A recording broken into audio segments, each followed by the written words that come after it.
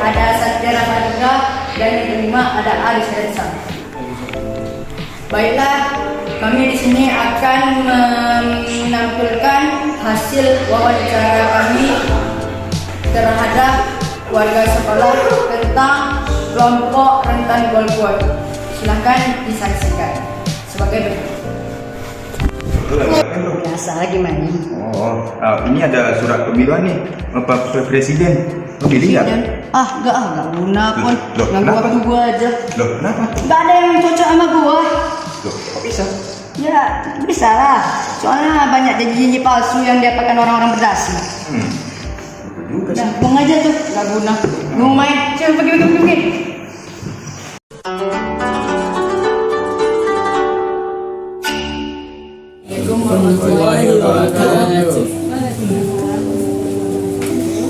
Kami dari kelompok 2 ingin izin mewawancarai Ibu tentang menanyakan golput. Kelompok rentan yang golput. Menurut Ibu, apa itu golput, Bu? Itu kalau bagi ibu adalah sikap atau tindakan yang diambil oleh seseorang di mana dia tidak mau menentukan pilihannya saat ada pemilihan. Apakah Ibu pernah melakukan golput pada saat pemilihan? Semenjak ibu diberikan kesempatan untuk memilih, belum pernah kawan selalu ikut memilih. Pemimpin seperti apa yang Ibu harapkan bagi Indonesia, Bu? Pemimpin yang pertama yang akan membawa Indonesia ke arah yang lebih baik, itu mereka yang akan memperjuangkan tidak hanya memperjuangkan kemerdekaan bangsa, tapi juga memperjuangkan agama kita. Baik, terima kasih kepada Ibu yang telah mengizinkan kami untuk mewawancarai Ibu tentang kelompok yang rentan golput. Terima kasih, Bu.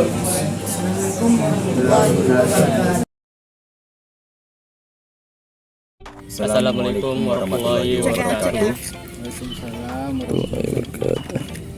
Perkenalkan, kami dari kelompok 2 ingin menanyakan kepada Bapak tentang masalah golput. Kalau boleh tahu, nama Bapak siapa, Pak? Bapak Supardi. Masuk paling ujung tarik. Ini dari mana ya? Kalau Bapak boleh tahu ini dari mana? Kami dari kelompok SMA ITL Kausar, Oh, kelas 10 Al-Ghazali. Al-Ghazali.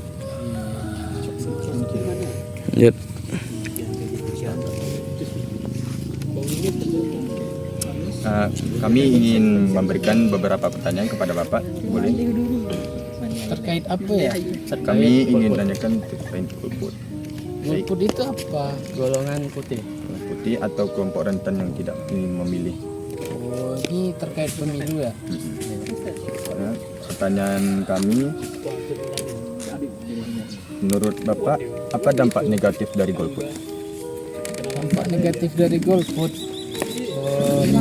bangsa itu kan dipimpin oleh seorang pemimpin yang dipilih oleh rakyatnya.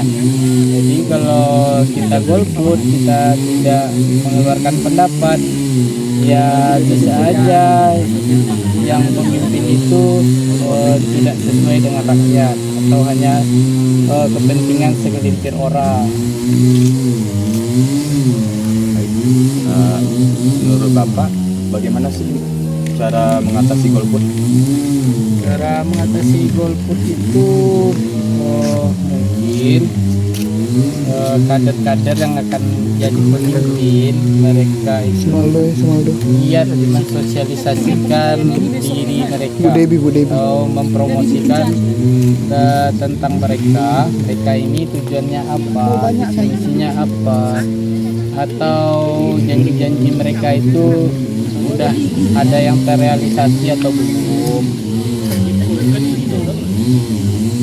Membangun ini namanya itu membangun kepercayaan. Nah, kok tanggal Baik, menurut Bapak kenapa anak muda memilih golput? Oh, mengapa alasan anak muda golput? Karena mereka tidak mengerti atau tidak tahu siapa yang akan mereka pilih. Satu. Yang kedua itu mereka itu udah trauma dari masa lalu, hanya dijanji-janjikan janji manis.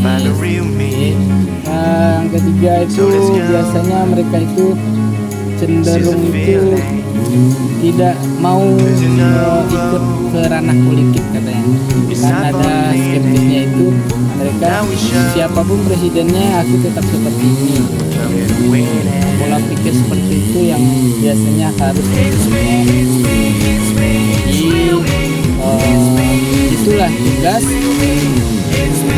negara atau Bawaslu atau pengawas pemilu supaya ada program semua itu mau memilih.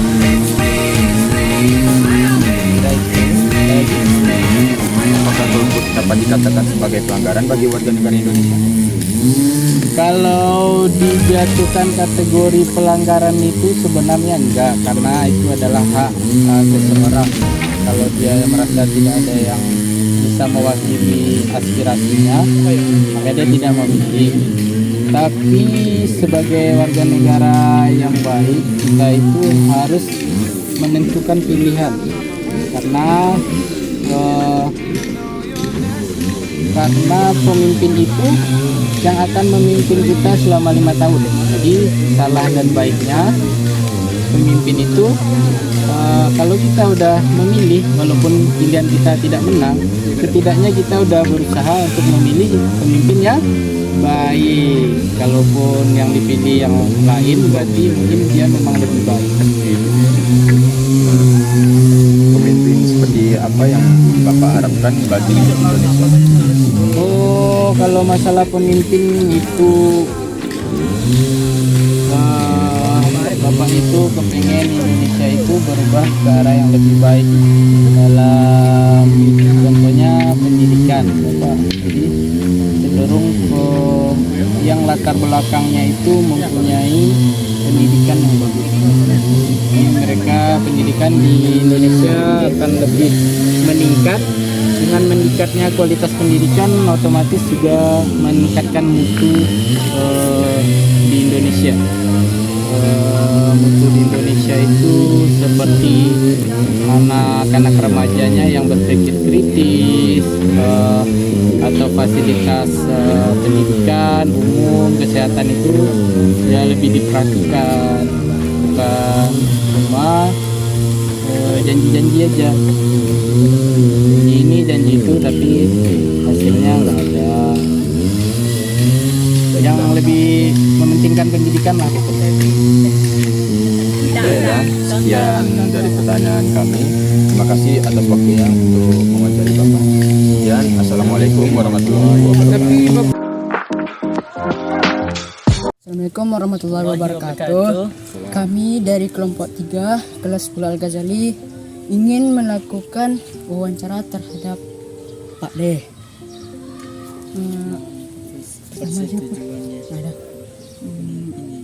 Ingin mewawancarai tentang kelompok pemuda yang rentan golput. Ya, gitu. Kalau boleh tahu nama Pak D? Sapardi gitu aja. Iya. Menurut Pak Pak D, bagaimana cara mencegah golput? Untuk mencegah golput ya harus adanya itu pendidikan politik buat anak-anak, buat remaja, pemuda gitu ya. Kalau kita nggak tahu masalah itu, pasti dia akan golput, ya kan? Makanya perlu itu pendidikan politik dari sejak dini untuk kita juga itu. Seperti apakah pemimpin yang diharapkan oleh Pak D untuk negara tercinta ini? Wah, tentu ya pemimpin yang punya visi misi yang jelas kan, tegas, amanah, ya kan. Kemudian dia akan memperjuangkan untuk kepentingan rakyat. Nah, itulah yang ini kan keadilan semuanya. Bagaimana menurut Pak D tentang orang-orang yang dibayar untuk memilih? Nah, itu orang bodoh tuh sebenarnya tuh. Iya, orang bodoh. Dia tidak tahu nasib dia kelak itu bagaimana. Karena apa? Karena orang yang membayar untuk dipilih itu biasanya dia ada kepentingan di belakangnya itu. Itu yang namanya oligarki itu. Nah, oligarki itulah yang selalu dia punya kepentingan, dan kepentingan itu dititipkan pemimpin-pemimpin yang suka nyogok itu, ya kan? Itu. Jadi jangan sampai kalau kalian mau dikasih duit terima aja, tapi jangan pilih orangnya, ya. Terima duitnya, jangan pilih orangnya, ya. Biar aja. Misalkan si Am dikasih, si A ngasih ke kalian kan, entah berapa duit kan, terima aja duitnya, jangan pilih orangnya, ya. Jelas ya, itu aja biar dia kapok. Kalau misalkan dia kalah, ya biar aja kalah dia. Kita harus ada pemimpin yang jujur, yang amanah, gitu ya.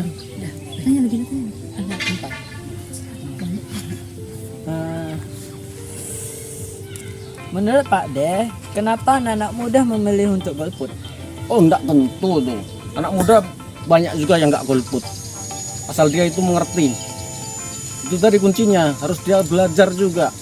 Karena kedaulatan rakyat tuh di tangan kita, kedaulatan itu sebenarnya. Kalau kita enggak mau menyampaikan suara kita, aspirasi kita, berarti kita sendiri yang rugi. Karena itulah nasib kita di masa depan ya dari kita-kita ini. Maka jangan salah mencari pemimpin. Sekali salah mencari pemimpin, nasib kalian akan sengsara selamanya. Ya. Itu. Baiklah, terima kasih kepada Pak D karena telah mau diwawancari. Sekian dari kami. Wassalamualaikum warahmatullahi wabarakatuh. Terima kasih. Makan. Assalamualaikum warahmatullahi wabarakatuh. Kami dari kelompok 3 ingin mewawancarai dan juga ingin diwawancarai itu golput. Nah, boleh kami ini semua? Boleh. Boleh tahu nama abang siapa? Nama abang Dera Putra. Abang dari kelas berapa? Kelas kawan di sini. Di sini rambutannya tentang golput. Menurut abang golput itu apa?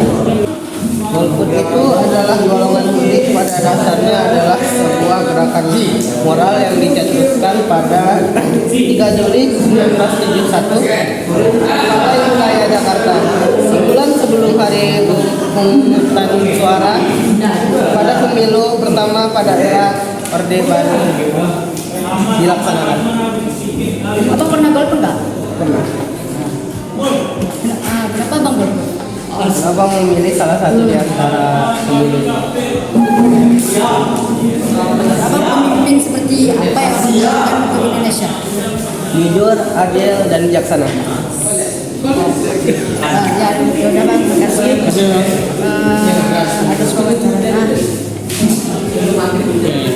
Sekian dari kelompok 3. Assalamualaikum.